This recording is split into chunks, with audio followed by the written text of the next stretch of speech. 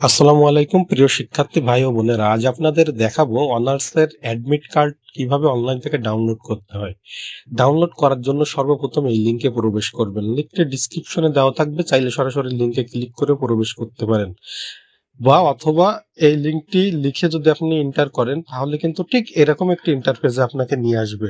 এখান থেকে আপনারা এই যে অনার্সের যে অপশনটি দেখতে পাচ্ছেন এটা সিলেক্ট করবেন। এটা সিলেক্ট করার পরে দেখতে পারবেন ডাউনলোড অ্যাডমিট কার্ড লেখা আছে, এইখানে একটি ক্লিক করবেন। এখানে ক্লিক করলেই কিন্তু আপনাকে ডাউনলোড করার যে পেজ সেই পেজে নিয়ে যাবে। তো দেখতে পাচ্ছেন এখানে যখন ক্লিক করবেন তখন ঠিক এরকম একটি ইন্টারফেস দেখতে পারবেন। এখানে লেখা আছে অনার্স অ্যাডমিট কার্ড ডাউনলোড। এখানে অ্যাপ্লিকেশন আইডি, পিন নম্বর, এটা কিন্তু দেখতে পাচ্ছেন সর্বপ্রথম আবেদনে যে কপিটা ছিল এখানে কিন্তু অ্যাপ্লিকেশন আইডি এবং পিন নম্বর দেওয়া আছে, লাল মার্ক করে বুঝাই দেওয়া হলো।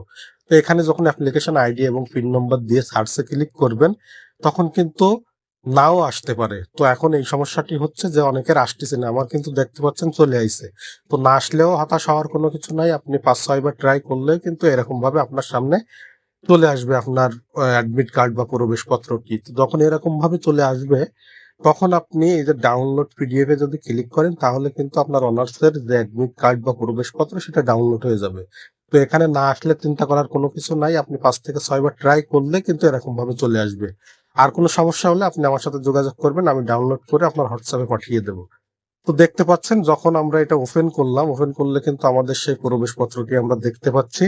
এরকম ভাবে খুব সহজেই আপনার হাতে থাকা স্মার্টফোন বা কম্পিউটার বা ল্যাপটপ থেকেই কিন্তু আপনার প্রবেশপত্রটি ডাউনলোড করে নিতে পারেন।